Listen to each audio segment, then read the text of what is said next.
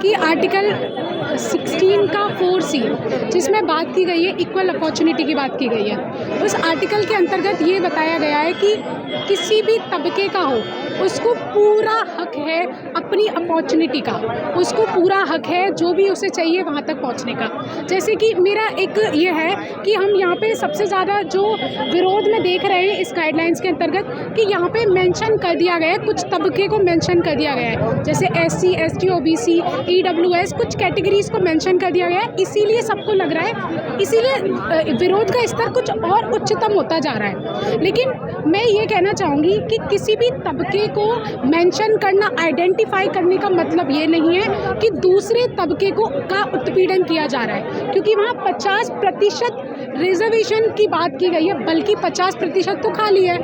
उसमें अगर हम बात करें कि यहाँ पे किस चीज़ का आ रहा है कि एक वेगनेस की बात हो रही है कि इससे इसीलिए लगा क्योंकि इसमें वेगनेस की कमी थी। लेकिन अगर बात करें कि उसमें आइडेंटिफाई कर, जैसे उससे कुछ टाइम पहले की बात है, अभी LGBTQIA+ कम्युनिटी है, उसको आइडेंटिफाई किया गया। इसका मतलब ये नहीं है कि हम दूसरी और कम्युनिटी हैं उनको कम करने की कोशिश कर रहे हैं। हमारा जो पूरा मानना ये मतलब और भी जो कम्युनिटीज़ हैं, जैसे महिलाओं के लिए अभी रिजर्वेशन हुआ था, है ना, तो मतलब लोकसभा तो मेरा, अगर हम किसी भी चीज़ को आइडेंटिफाई कर रहे हैं तो हम ये नहीं बता रहे हैं कि क्राइम अब से शुरू होगा, क्राइम पर रोक लगाई जाएगी कि अगर कोई भी व्यक्ति मुझसे 2 कदम पीछे है तो मैं उसको साथ लेके चलने की बात करूंगी ना, उसके पीछे की तो बात नहीं करूंगी।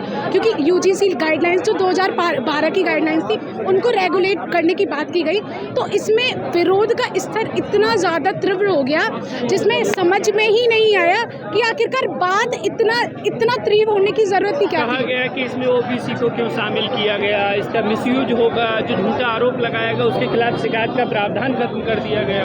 अच्छा ठीक है, इसका एक उदाहरण, मैं बहुत अच्छा उदाहरण मेरे जहन में आ रहा है कि आग पकाने का भी काम करती है, जलाने का भी काम करती है। क्या हम आग का इस्तेमाल बंद कर दें जिससे कि ये हो कि आग पका ना पाए, सिर्फ जला पाए, या फिर सिर्फ जला ना पाए, पका ना पाए? ये तो नहीं किया जा सकता ना, क्योंकि सिर्फ बात इसकी नहीं है। बहुत सारे एक्ट्स हैं, चाहे DV एक्ट की बात हो या फिर POS एक्ट की बात हो या कोई भी एक्ट की बात हो, अगर हम बात करते हैं तो ऐसा नहीं है ना सिर्फ DV एक्ट का फ़ायदा हो, इसका मतलब तो ये नहीं है ना हम DV एक्ट को बंद कर दें। और अगर चलो ठीक है, बहुत सारे ऐसे एक्ट हैं, जैसे BNS का आर्टिकल 64 है जिसमें रेप की बात की गई है कि उसमें पर्टिकुलरली मेंशन है मैन।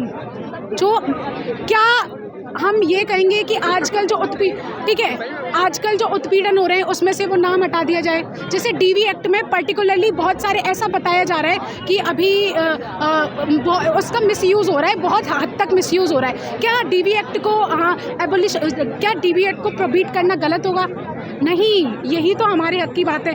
ये हमें आइडेंटिफाई करना पड़ेगा, क्योंकि एक व्यक्ति में दोष और गुण दोनों होते हैं। कहा गया कि इससे हिंदुओं को बांटने की साजिश है, हिंदू स्टूडेंटों को बांटने की साजिश है, जो लोग अपने घर जाति छोड़कर आ जाते हैं, जो किसी से भी दोस्ती करते हैं बगैर जाति मजहब पूछे, वो उनको जो है बांटने की कोशिश की जा रही थी इससे।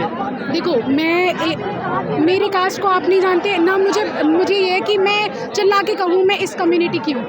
मैं किसी भी जात की, किसी भी मजहब की, मैं यहाँ ना एक महिला होकर कह रही हूँ, ना मैं किसी धर्म होकर कह रही हूँ, ना किसी जाति होकर कह रही हूँ। मैं एक इंसान होकर ये बात कह रही हूँ कि मैं एक इंडिविजुअल हूँ, मेरी एक आइडेंटिटी है, मैं एक बीइंग हूँ, मैं एक ह्यूमन बीइंग हूँ। मैं ये बात केवल इस वजह से कह रही हूँ कि बांटना, कि कब तक बांटोगे हमको, हम तो एक मझार है, डूब चुका वो एक किनारे से दूसरे जाने वाला, वही तो संसार है। कि अगर हम यहाँ इंटीग्रेट, मुझे नहीं लगता कि यहाँ मतलब अगर किसी को आइडेंटिफाई करना, बांटना होगा, मैं समझ सकती हूँ कि युवा मतलब जो अनरिजर्व्ड कैटेगरी है उनको ये होगा कि हमारे साथ उत्पीड़न होगा, तो हमारी जो इक्विटी अपॉर्चुनिटी सेल है उसमें कहीं ना कहीं दब जाएंगे हम, कि उनका ये हो सकता है। क्योंकि आज से भी शायद बहुत टाइम पहले से ऐसा होता आ रहा है कि इन बहुत सारे रेगुलेशन एक्ट का दुरुपयोग भी होता है, तो जो सुनिश्चित भी है कि ऐसा हो भी सकता है, क्योंकि हर कोई एक्ट, रेगुलेशन एक्ट 100% परफेक्ट नहीं हो सकता। जैसे OBC में मंडल कमीशन के बाद में जो क्रीमी लेयर्स की बात हुई थी, तो ये कुछ चीज़ें हमेशा सबके हाथ में नहीं हो सकती। अब जैसे हम बात करते हैं कि जुडिशरी इंडिपेंडेंट है, कितना इंडिपेंडेंट है ये तो हम सब देख रहे हैं ना, ये मेरे कहने से तो सच नहीं हो जाएगा कि इंडिपेंडेंट है। और जो लेजिस्लेचर में बात हो रही है कि, और हाँ, और इम्पोर्टेंट है जो आपने अभी बात कही कि इक्विटी वाली बात हो रही है या इक्वलिटी है ना, यहाँ पर हम बाइफरकेट हो जाएंगे, कैसे हो जाएंगे? अब बराबर थे ही नहीं तो हो कैसे जाएंगे? अगर डिस्क्रिमिनेशन आज से तो है ही नहीं है ना, वो तो बहुत टाइम से हो रहा है। और मैंने होता है यूनिवर्सिटी में डिस्क्रिमिनेशन। देखो, मैं इस चीज़ के लिए सही व्यक्ति नहीं हूँ क्योंकि मैंने ये कभी फील नहीं किया, बट मेरा बोलना यहाँ इसीलिए सही मैं समझ सकती हूँ कि अगर ऐसा नहीं है ना कि मेरे साथ हैरेसमेंट हो, सेक्सुअल हैरेसमेंट हो, मैं तभी आवाज़ उठाऊं। मुझे पता है कि मेरी दूसरी बहन है, उसके साथ गलत हो रहा है, उसके साथ रेप हुआ, जैसे हैदराबाद में 2018 का रेप था, उसमें कितनी सभी ने आवाज़ उठाई, तभी तो 48 घंटों में उसको सही सुनिश्चित जगह तक पहुंचाया गया और वो केस 48 घंटों में सुनिश्चित किया गया। क्योंकि आवाज़ उठाना का मतलब ये नहीं है कि मैं किसी और का विरोध कर रही हूँ, मैं सिर्फ अपना समर्थन करना चाह रही हूँ।